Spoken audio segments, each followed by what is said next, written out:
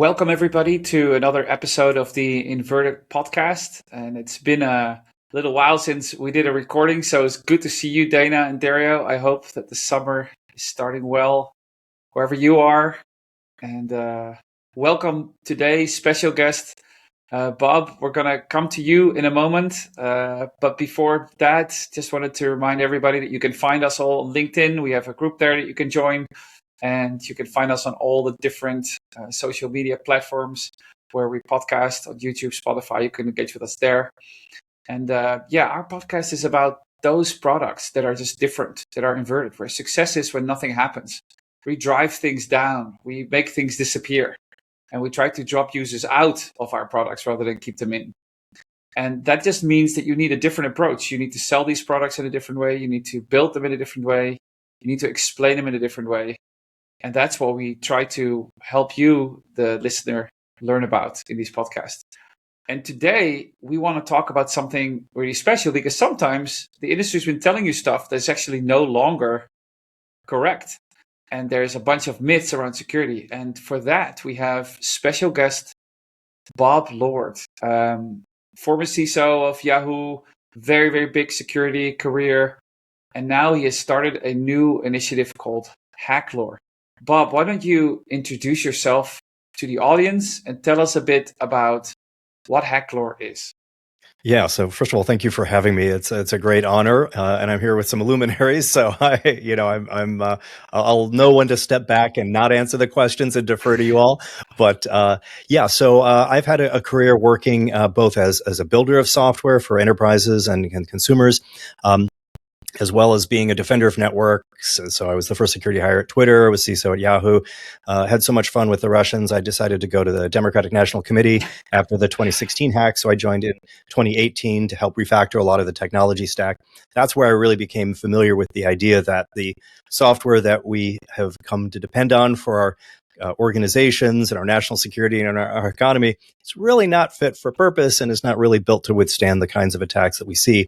And so it's really not secure by design, and had the great fortune of turning some of my scar tissue into action. And I was able to join CISO to kickstart the Secure by Design initiative there. So that's been one of the things that has been a constant thread, is trying to figure out how do we move responsibility upstream where it can be handled most effectively and most economically.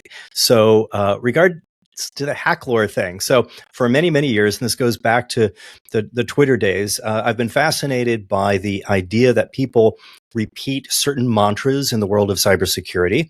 And for many of these pieces of advice, there was a germ of truth at one point. So back at Twitter, one of the things that we ran into was this plugin called Firesheep. I don't know if any of you remember this. Firesheep was this Firefox plugin. And what it would do is you'd run this thing, put your device into promiscuous mode, and it would listen to all of the packets on your network. And the Firesheep plugin would then look for social media and other kinds of traffic that was unencrypted, and then it would display that for you in a web browser. So for our readers, it basically means you could sit in an airport and read other people's Twitter posts, social media, Facebook messages, and all that stuff. That's exactly right. And so this is a great stunt. I don't know if anybody ever did any of this to commit real crimes as opposed to just test it out and get a few articles posted. But you really could sit there and watch people's Twitter feeds, including their direct messages. But it had this other feature where you could push a button, and because it captured all of the session cookies that were moving back and forth in the clear, you could become that person and not just read their direct messages that they happen to be reading in that moment. You could go send direct messages as them and some things like this. So we had already had plans to move the entire site to HTTPS so that everything would be encrypted all of the time.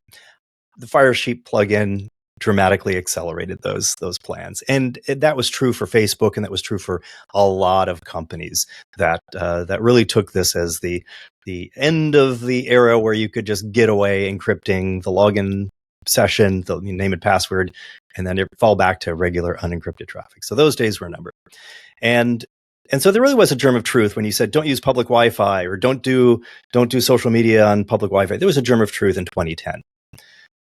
that changed. Over the years, we made so much improvement. We had browsers improve security. We had websites improve security, operating systems. Let's Encrypt came to make certificates free, so you didn't have an additional burden every year of paying for those. There were so many advances, but we never stopped to refactor and say, is the problem that we used to have, is that mostly solved, kind of solved? And it turns out it was mostly solved.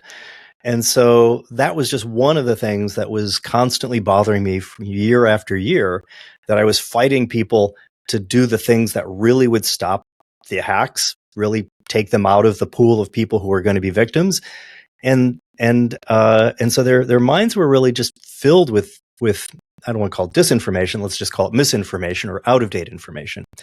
And so I decided to come up with a whole bunch of these things that have been bothering me, create a website. So you can go to hacklore.org. So it's a combination of hacking and folklore, just, the stories we tell ourselves. So hacklore.org will give you the complete list, as well as the things that we think are going to be the things you should do to stay safe online. And I asked a few friends to co-sign, and a few more friends and a few more friends. So I think there are about 100 CISOs and security experts around the world. So if you don't want to listen to me, that's totally fine. I completely understand. But you should go look at the list of people who co-signed on this, and maybe listen to them. So anyway, I just really wanted to create a place where people could go to not just see advice, because there's a million pieces of advice floating around, but where do you get to go see the places, what place can you go to really see the out of date items, the ones that have passed their prime and have aged like milk. So that was really the whole genesis of that. Like, I think I really like the example with the Firefox plugin, because yes, there's something that worked at some point, but now doesn't apply anymore. There's like whole industries, like I think the podcast industry wouldn't work if it wouldn't be sponsored by all of those VPN providers. Like, where do you see the pushback against things like statements like, well, today everything is encrypted, so the fear of just having people intercept your traffic at Starbucks or at an airport is just not valid anymore. But now whole industries try to build up their value proposition. Have people pushed back against that, or are people in general in agreement that specific attack vector is just not valid anymore? Well, I think maybe we did this, I think, in November of last year. So we just before the travel season, just before people in the United States were going on vacation for Thanksgiving, and I think we hit a sweet spot of time. I think maybe if we'd done this a year or two before, I think there would have been a lot of pushback. I think if I'd done it a year from now, people would have said, "Why are you bothering? This is a complete waste of time." So I think the timing was right. I think there was enough real sensibilities around how the attacks really work that we didn't get a ton of pushback. Strangely, just this morning, I received an email from a VPN provider saying, "Hey, we think you're doing really great work with Hacklore. Would you be willing to link to our site that talks about how to secure yourself?" And the answer is no, because that's just not something that most people need most of the time. So the pushback that we've gotten is really been around people's misunderstanding of how the internet works and how bad guys work. And so they'll talk about things like it preserves your privacy. And it is true that one of the tactics that people use to track you is your IP address. And if you move your IP address to a pool of addresses that have thousands or millions of people, yes, that is one element. However, I'm sad to report, tracking by IP address is not the only tactic that people have to track you, and there are literally dozens of them. And you can go read academic papers about how people can use a variety of techniques, including certain kinds of fingerprinting that looks at your JavaScript. They can even do things like look at the subtle timing differences between your GPUs. So even GPUs from the same manufacturer coming off the assembly line at the same time will have slightly different jitter in the way that they render. And so they can track you that way. So if somebody is going to want to track you, and believe you me, they want to track you, they're going to do it. So I think people misunderstand a little bit about how privacy works on the internet. And so part of the pushback is that they equate the VPN, the personal VPN, as the thing that's going to give you the privacy. So I think that's sort of another layer of mythology that we have to debunk. So I'm open to ideas on how to do that. Bob, I checked out his browsing the Hacklore website, which is really good, and then I read the article, the blog that you posted about the juice jacking in the airport, and even that's a little different because, and I was unaware of the complete background. Dana, can you explain to people listening what juice jacking is? Juice jacking is like when you go again at the airport or a public place and plug in your device into a USB port instead of a power port, like in the wall, one that's in the wall or in a seat or something. Right, okay. To charge your device, and in the article you were saying that lore stem from like an article that there's no indication that anything had ever happened. In the first example, you were talking about like something actually happened to and the plugin was working. In this case, there was it's almost pure lore, right? Yeah, that's exactly right. So there, I'll send you the link if you don't have it handy, and you can put that in the show notes. But yeah, so there was a presentation at the DEF CON security conference in 2011, I believe, and some researchers were able to take advantage of the fact that USB is used for both data transfer as well as for charging, and so the idea was to create a charging station that would in fact charge your phone, but it would also try to steal data off your phone. And so that was a very interesting demonstration. And you would imagine that the companies who make phones would go do something about that. And it turns out they did. So they went and they made that much harder. And so now there are a series of questions that you get, and there's certain modes that you can put your phone into where that's not even possible. And so I think more importantly is the fact that there are no recorded instances of this crime ever actually taking place. There was one report from, I'll have to go back and look at the article, but I think it was the sheriff's department in, I think it was San Diego or something like that. And so they had issued a public service announcement, and they did a little video warning people about the dangers of juice jacking. Don't go to the airport and plug in your phone to get charged because criminals are going to plant malware and steal your data. And when a reporter called to say, hey, very interesting, can I understand more about the prosecutions that you have? They said, well, no, we've never prosecuted. We've never detected any of these. But we just want people to be safe. So this is a thing that's literally never happened, but we have people breathlessly telling you to be scared of this and to not do this. We've had CISOs. In January, I think it was, December, there was a CISO who did a little video on LinkedIn explaining things that you should and should not do at the airport. And he was warning of juice jacking too. So, no one is immune from these stories. And you should step back and say, why is this? If this has never happened, why would we be warning people? And I think part of it is because we don't have enough people who push back. And so you ask, like, where are all the CISOs who are not saying, yeah, our users get compromised, just literally never this way or that way. This is how they get compromised. Well, I doubt most CISOs are going to have communications teams that will allow them to go out into the public to say, here's how our users get compromised. That's just not a thing that they're going to be able to do. So the vacuum gets filled with commercial interests, people selling you a solution, people who are repeating things that may at one point have been true or that they just heard somewhere and has some element of truthiness. It's plausible. It could happen. But we need to figure out, as professionals, as security professionals, we should be separating what is possible from what is likely. And we just need to do a better job of that. So part of the goal of the website is to have a place where people can point to. And I've had several people email me saying, hallelujah, I've been telling people this for years. You didn't say anything novel. But now I have a place where I can point to whenever people in my company start to engage in these conversations about, turning off your Bluetooth or clearing your cookies or change your password every 90 days or criminals are going to hack you. So we really just wanted to have that place. And so again, some of these things actually were problems. Some of them were never problems, but they're all stories and we need to find ways to tell better stories. So I just want to summarize a little bit for people.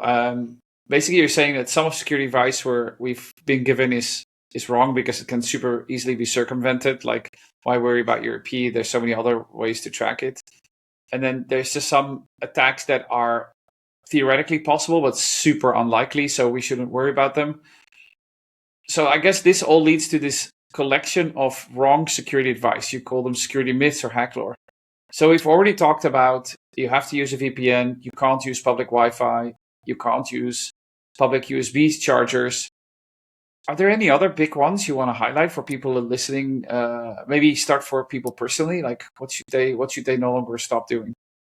Yeah, I mean, I think the other one we haven't really talked about is never scan a QR code at a restaurant. And so, this one did we did get some feedback on this because QR codes are used in the commission of various kinds of scams, and that's true.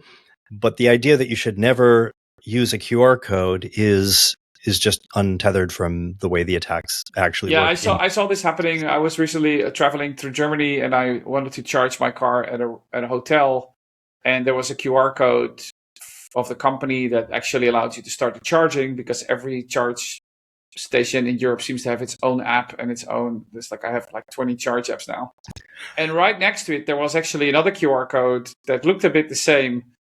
And I scanned it, and then I saw, that's a different app, and it was actually a commercial. It wasn't malicious. It was more like annoying. So, I mean, I guess if you scan a QR code that's in a restaurant, on the menu or on the table, and there's a waiter there that's actually managing the table, I think that's definitely. But maybe there's other places where it's more nuanced. I think it's sort of a sad state of affairs. So the reality is that as new technologies become part of the mainstream, there is often abuse, but also exaggerated stories about the abuse. And so this is just the normal cycle. We used to see this about URLs. People would say, never type in a URL that you see in a flyer that you get in the mail. I mean, we used to hear all of these things. This is the natural progression. And so we have to ask ourselves, what is it that we can do as citizens to stay safe? And the answer is not to avoid all QR codes at all costs. The answer is to understand that there are scams everywhere we go. There are scams on the phone. There are text scams. There are email scams. There are scams on LinkedIn. There are direct messages on Facebook. Like, no matter how people communicate, either actively by reaching out to you or by setting up a watering hole, a place where you might just happen to stumble into, there are scams going on. And so I think the trick is to understand that is the sad reality of the world today, and to be very cautious and not to believe that simply because somebody handed you something or because something showed up in the mail or because you saw something at a charging station, that this necessarily represents the company that you think it is. And so be a little skeptical as you engage in the world. That's unfortunately the correct lesson. It's a very sad lesson, but that's what's going to keep people more safe than just avoiding the latest technology. And you have some other Hacklore myths, right? Like something about password changes. And can you give us one or two more before we move on to other things as well? Yeah, so another one that we heard was around clearing cookies. So make sure that every few days you just clear all your cookies, which of course will log you out of everything. And people, again, think that this is a privacy-preserving tactic. And I'm sad to report that your privacy is a very hard thing to protect, and you probably can't, is probably the truth of it. So clearing your cookies isn't going to do what you think it's going to do. There are, of course, plugins for your browsers, which will limit certain kinds of tracking and prevent certain kinds of ads from popping up. Those have some efficacy, but the world is kind of filled with data brokers who are going to find ways to get your data. And it's outside the scope of the hacklore.org site to figure out how to keep you more safe. The other thing I'll mention is there really are high-risk individuals who are not contemplated by this website. So there are people who are reporters working on national security matters. There are the victims of domestic violence. There are so many different places where people need tailored advice that is going to be responsive to the way that the attackers are going to come after them. But this is really the the advice for everyday people that is contemplated here, not the high risk individuals. So people come to me and they say, "Oh yes, but what about this one case? What about human rights activists working in certain parts of the world?" Yeah, they need special advice. This is not the website for them. So the final one I wanted to ask you is the changing of the passwords, right? Like I run into this all the time where people are forced to change their password every 6 months. So they'll just, I don't know, say the New York Knicks 2025, New York Knicks 2026, New York Knicks 2027. And when their password was in a breach, like 5 years later, the attackers could easily guess it. So can you talk a bit about that, and where do you see the future of passwords going? Yeah, so passwords have been the bane of everybody's existence on this call for many, many years, and there are really no good solutions. The best workaround that we have today is to use a password manager. And so the idea is to have since you have to have passwords for some websites, you want to have passwords that are strong. And I define that as meaning that they're very long and that they are randomly generated by a computer, and that they're unique. So you never reuse them ever. In fact, they should never have existed at any time in the history of the universe. That's really what you want to do. Remembering that for the 500 websites that you may have accounts on is impossible. So a password manager allows you to make sure that you have unique passwords that are very long and that are randomly generated, so you don't remember them. That's the current best workaround. But now we have the advent of passkeys. And so I first deployed physical security keys, as Dario knows, at the DNC in 2019. And since then, the technology and the usability and the number of sites that have deployed this technology has dramatically improved. Now with passkeys, you have a far easier user experience. And that is, I hope, the future. I defer to all of you to tell me if that's actually the case. But I use a whole bunch of passkeys myself. And that's my hope. So the thing about passwords, and like I worked a lot on it, so it's near and dear to my heart. We were attacking these password issues in the past, and the myth was you had to change your password all the time, and you'd have patterns like always use upper lowercase and a special character, which drove users into specific patterns. Like they would always do first capital letter first and then a special character at the end, and they would substitute numbers for everything. And bad actors used that when they brought in password spray attacks. So what password spray attacks did is we call it a low and slow attack. They would just try different passwords, once every 5 seconds to go under the detection, and they'd span it from around the world using, different IPs, so it looked like different users. But they used company policies against them because they knew that you required an uppercase, lowercase, number, special character. So, and you'd force a password change every 90 days, which then the users got into these bad habits, and the bad actors knew that they could program these attacks to use like common words, common phrases, and just set upper, lowercase, number, special character. And that was kind of the myth, was that you needed to enforce that, right? And so it was, it took a long time for CISOs and everybody to get past the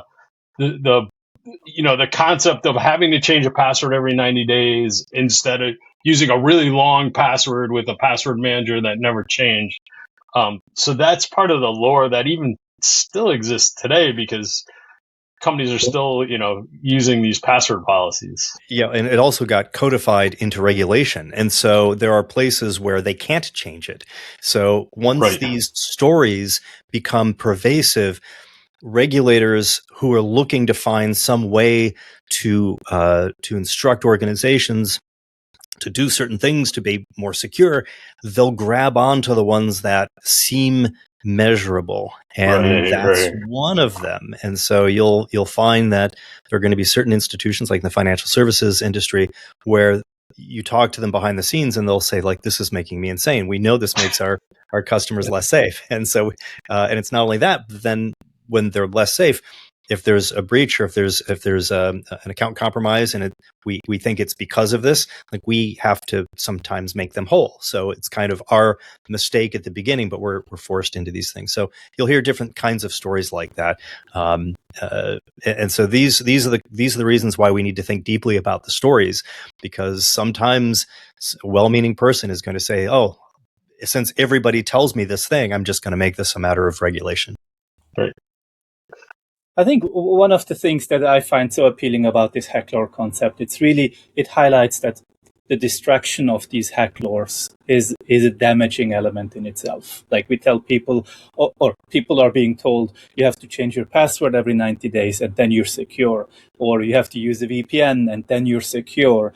And it gives people a sense that they have accomplished something, they have done something, and it competes with taking real action. And like I wonder where you see that happening as well. Like where are people putting themselves into a false sense of security because they think they have followed that statement? I mean, I remember the FBI field office in San Diego you mentioned that came up with the juice jacking statement, and then tons of CISOs told their employees don't charge your phone on when you're at Starbucks or at an airport. But not having a charged phone can also then bring other security issues. So it's really this distraction. And like, do you see that us getting rid of these Hacklores is a step towards a less noisy security story?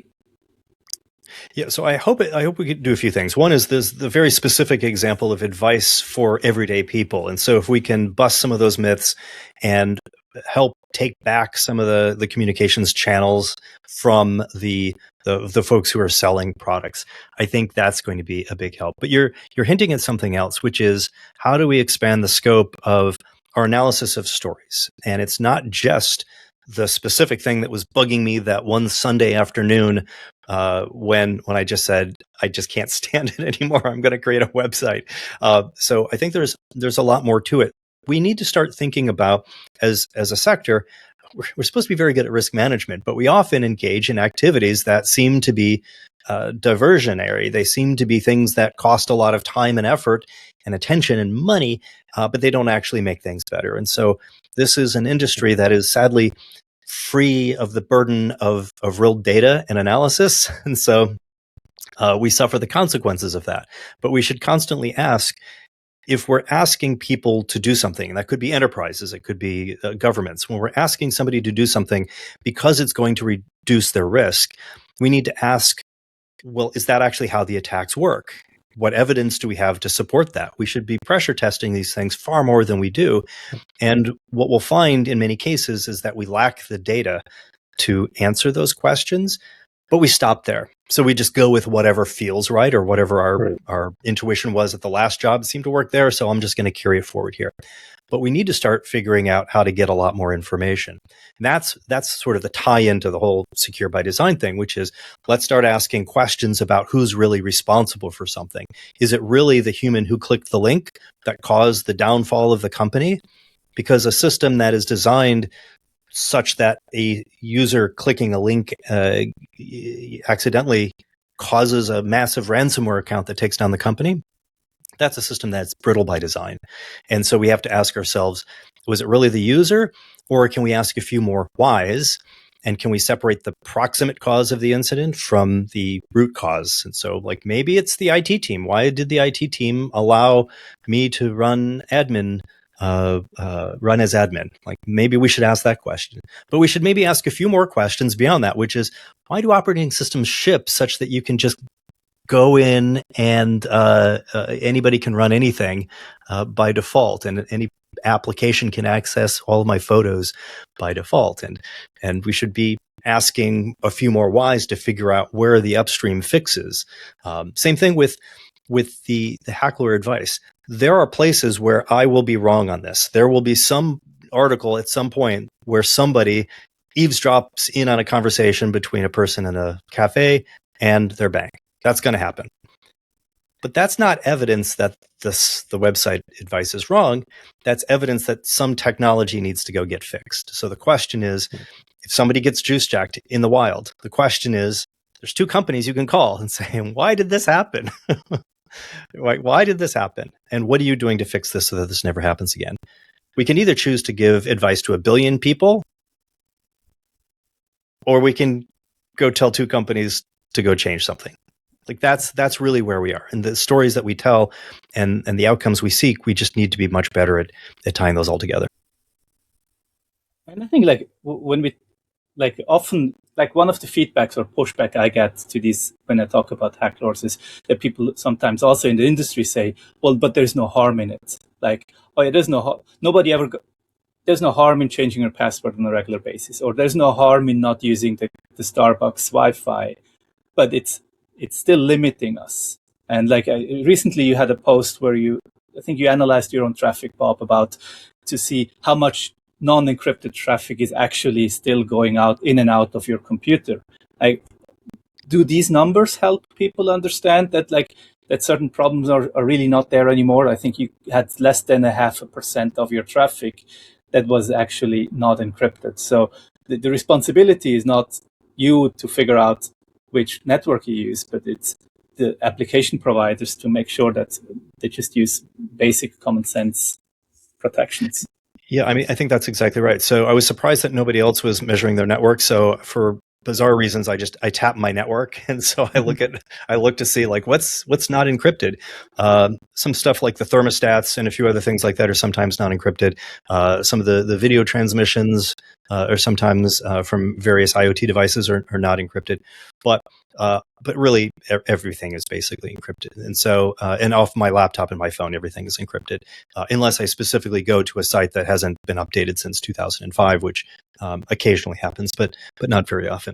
And so I was just really surprised that nobody else had done that analysis that I could find. And so I just published it. So I didn't do anything all that interesting. Although having said that, I did find a vulnerability in Apple. And so I did have a CVE assigned to that, and I got a bounty for finding something. So I think I paid off some of the gear that I had purchased to do all my network tapping. But you're asking something even more important, which is why does it matter? And the answer is it really matters that giving people information that doesn't help them stay more secure in a meaningful and measurable way is actively harmful. It is not neutral. It is actively harmful. And it is harmful because I have found that no matter what people tell me, no matter how much they convince me that they really want to stay secure, people are not willing to spend hours per month keeping their digital lives safe. They're not willing to spend minutes per month. At best, no matter what they tell me, in practice, when I sit down with them, people are willing to spend minutes per year to keep their digital lives safe. And that calculus changes after they get compromised, but before a compromise, minutes per year. So the advice that we as professionals give to everyday people, but also to enterprises, it needs to truly be the focused, stack-ranked advice that is most responsive to how the attacks really work. So I'm glad you asked that question, because it's the reason we shouldn't tell people to avoid using umbrellas because they might be struck by lightning, because people do get struck by lightning by holding umbrellas or standing near trees. Like that's happened. People stand near trees in a storm. Tree gets struck by lightning, they die. You're going to tell everybody to avoid trees? Nonsense. That's the same sort of thing that we need to think about when we think about advice, just in general, not just everyday people for the things that I'm passionate about, but just advice in general. We need to think much more deeply about the audience, their appetite for change, and the way the attacks really work. Hey, Bob, you mentioned like in the attack, you really need to go back and talk to two companies about, fixing the issue, which brings to mind the problem or the question, like if you're building these security products or these security features in these companies, how do you get your management and your the CEO and the CISO to buy into these changes that you want to make, because you might be going like against your features, might stop growth or impact features that everybody likes, or because you're basically trying to make something more secure and there's really no revenue attached, revenue acceleration or gain coming from it. So how do you think about that? I do think about that. That's what you guys are for. That's what this podcast is for, to tell me about that. So the only piece of advice that I think I have that's useful is one that I apply to just about everything, which is people learn and change their minds very rarely, but they change their minds based on either stories or stats. And so you have to figure out which kind of person you're dealing with on what day they are, what personality on that day they are. But I think figuring out how they respond to those kinds of things is really key. Again, stories are kind of simultaneously easier but harder. Getting real stats that move people to change their minds and to devote resources in seemingly non-obvious ways, that's much harder. So I defer to the experts that you all are to figure out exactly how to do that. It's a hard question. I mean, I fought the growth team at all my companies every time. Like, they have a very specific thing that they need to get done, and let's face it, the incentive structures in the world, both externally in terms of stock price and perception as well, that all trickles down into an organization. And so people get promoted because they are able to get 5% more eyeballs this month. That's how they get promoted. And so it is hard to create a culture where you get to be promoted because you prevented a certain number of things. That's just hard. That's just a hard calculus to make, especially because you can't prove what didn't happen. So you've got like multiple things that are holding you back from making a persuasive argument. But in the end, I've found that stories were probably more compelling than the stats, just because, talking about a grandma who lost her Twitter account or whatever because of something, and it was the way that she, like, those stories do matter, I think, a great deal more than people think. I think the data piece is key too. It's something that we talk a lot about on the podcast, and a lot of people building the products. You mentioned it, like, oh, that data is not easy to get, or you can't figure out how to actually do it. And one of the things that we recommend to people that we talk about this is like, hey, like, keep iterating, trying to get the data that you need, trying to get a handle on it, get a proxy. Don't give up, because that's one of the ways that you're going to convince people to adopt or invest in these security efforts. And one of the things we talked about, and one of the reasons Yaron and I met, was we were working on at Microsoft. We wanted to enable MFA for all consumer customers. And that went anti-growth, because everybody was afraid that if we started asking for secondary information, users would just walk away. So we spent a lot of time on the data, and what we found is, because the users had second factors, they were able to better recover their accounts if they got compromised. They felt more comfortable using our accounts and our services, and it actually led to growth, because we'd have revenue growth because the users were more engaged, and then we would have less people walk away, which basically negated any detrimental effect to new users. And so after we figured that out and started applying it, that's one of the things that we went to our industry peers and said, hey, like, you need to start, give a fresh look at the data and how things go. And I remember talking to Yaron about it, and he was like, yeah, like, growth is what everybody looks at, and like, this would be a non-starter without proper argument, right?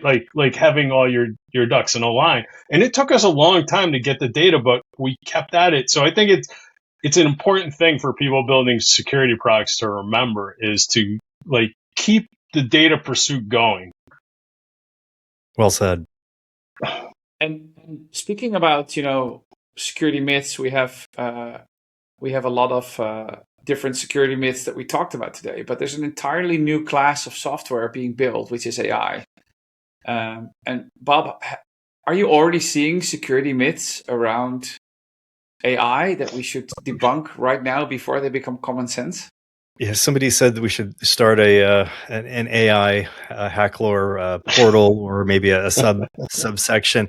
The stories that we're hearing, it's hard to know. For each of the bits of advice that we have in the hacklore.org, we say, this is the thing that people have been telling you, this is why it's not true, and then here's what you should do instead.